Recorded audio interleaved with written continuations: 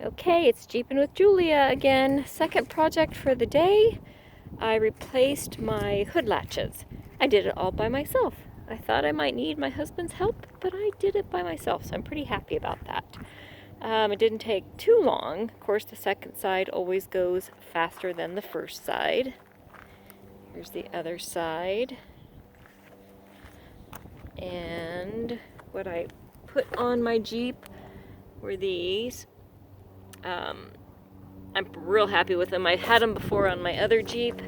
One thing the directions do not tell you is anything about what size tools to use. So TrailRecon, I love his channel. He did the same latches and he said what tools to use, so it was a huge help.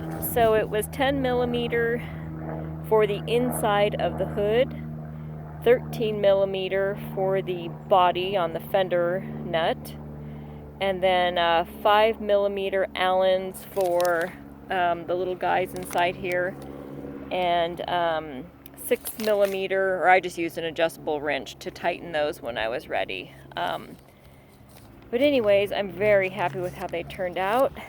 I think they look awesome, way better than the originals, and so it should make